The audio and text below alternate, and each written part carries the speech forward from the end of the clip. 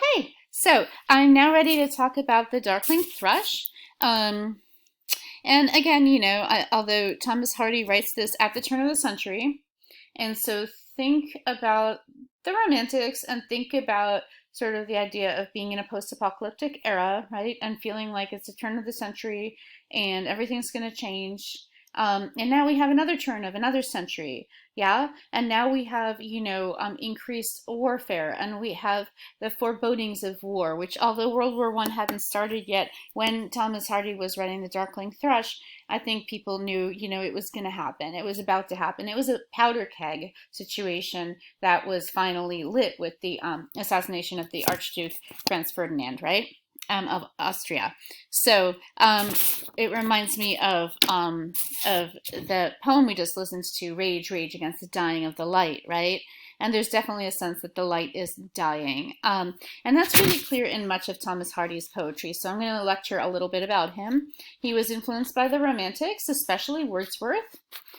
He was really critical of the declining status of rural society, especially the status of his own people in southwest England. His father, Thomas, worked as a stonemason and a brick builder, right? So again, not higher class, because they didn't have the means for university education. He stopped being formally educated at the age of 16, and he became apprenticed to a local architect. He trained as an architect before moving to London in 1862, and he enrolled as a student at King's College, London.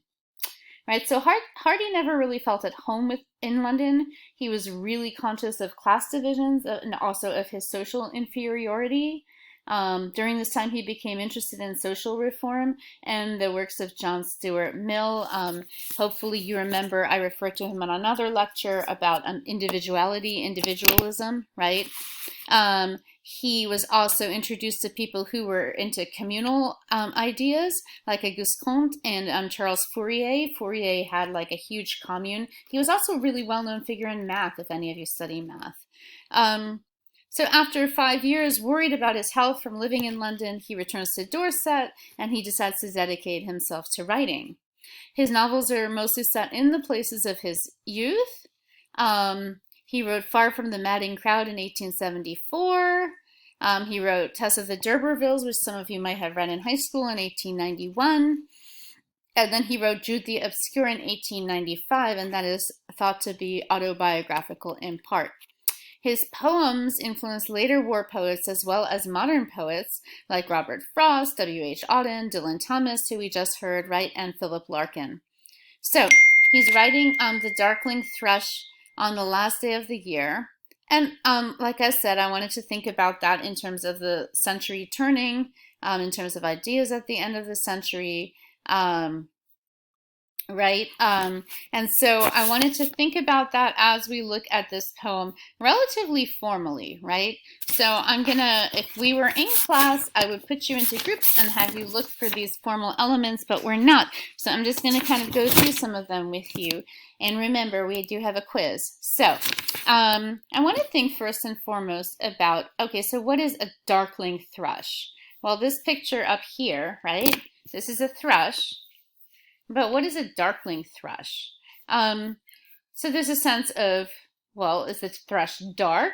Is it in darkness? There's this sense of this tiny bird, right, being associated with darkness, right?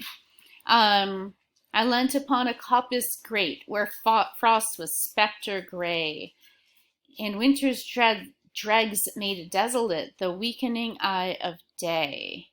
So hopefully the tangled vine stems scored the sky like strings of broken lyres, and all mankind that haunted nigh had sought their household fires. A-B, A-B. Hopefully you guys recognize that. What stanza is that in? Hopefully you've learned something and you know that this is ballad stanza. But why would you write the Darkling Thrush, right? About sort of the turn of the century, about sort of this lack of hope in this traditional ballad stanza? And that's a question I don't have like a definite answer to. It might connect more to ideas of social class, to the common people, right? Again, he was really influenced by Wordsworth, so he might have that kind of Wordsworthian motif in mind.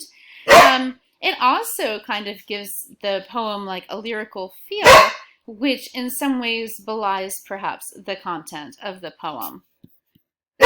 And I would say the same thing about the meter of this poem too, right? I leant upon a coppice great where frost was spectre gray, and winter's dregs made desolate the weakening eye of day. It's all in iambic tetrameter, right? Again, very common in ballads, very common in sort of nursery rhymes. It kind of gives this a sense of movement, right? The tangled vine stems scored the sky like strings of broken lyres. Although in those two lines, these two lines are really interesting to me, right? Because even though you have this movement, the words or the sounds that Hardy's using force us to sort of slow down, almost to be stopped in our tracks, right? The tangled vine stems scored the sky. That's really hard to read, right? And so the alliteration there is actually working to slow us down, like strings of broken lyres, and to sort of decrease that sense of momentum or that sense of lyricalness, right? And that was the next thing I was going to talk about was alliteration. There's a lot of it, right? His crypt, the cloudy canopy, the wind, his death lament. So his, of course, referring to the century, right? The land's sharp features are related to the century's corpse and his crypt, the cloudy canopy. So the clouds in the sky are sort of the crypt of the land, but all those sea sounds, they're very grating, right? And they, again, kind of slow you down as a reader and kind of force you to deal with this really unpleasant image, right? I wanted to think about allusions too, right? So I'm trying to remember what allusions I was going to make you guys look for. Oh, yeah, sorry. The tangled vine stems scored the sky. Like I said before, that's really hard to read, right? And then we have like strings of broken lyres. So if you look up what a lyre is, it's sort of a harp, right? And it's an instrument associated with poetry, much like the Aeolian harp. A poet has his lyre or her lyre, but usually his if you're looking at a classical image, right?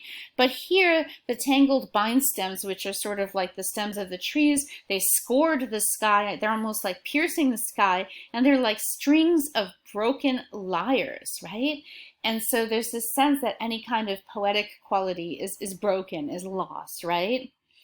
And related to that is sort of the diction, the word choice that Hardy uses in this poem. Frost was spectre gray, right? Why spectre gray? What season is it? Hopefully you figured out that it's winter, right?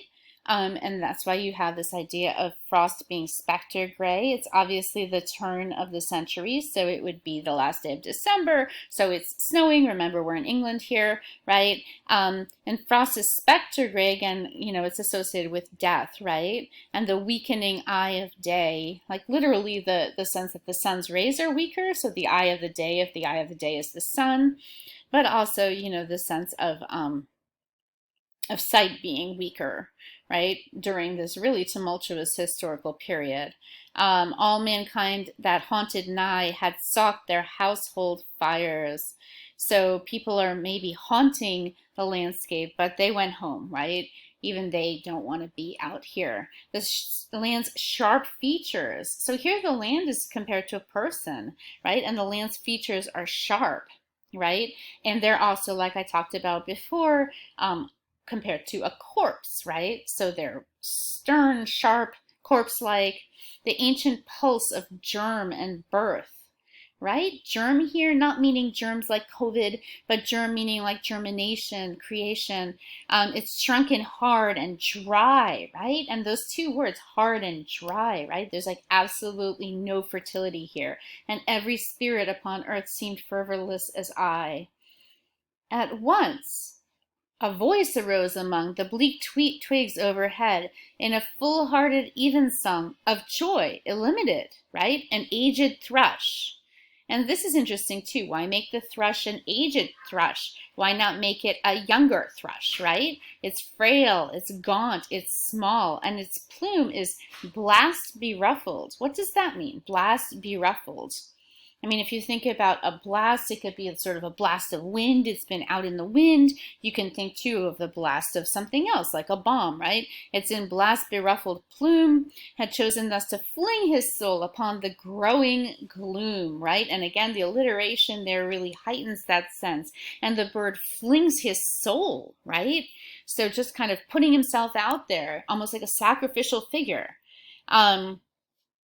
So little cause for carolings of such ecstatic sound. And yet here we have a real shift in tone, right? The carolings, the full-hearted evensong of joy is like a carol, right? Which reminds us of what?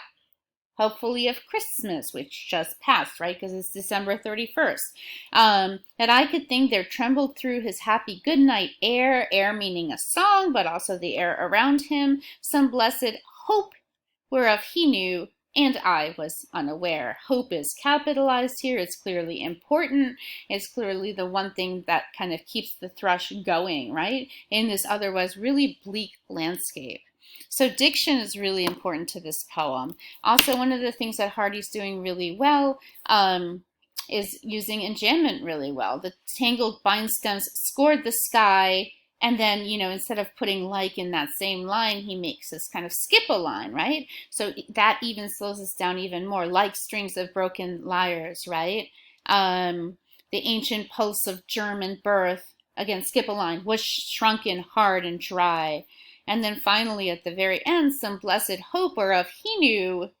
And then we stop, we take a breath, and I was unaware, right? And that last line has so much more impact, so much more resonance because of that pause, because of that enjambment. And then I think I've talked about the imagery already and the word choice.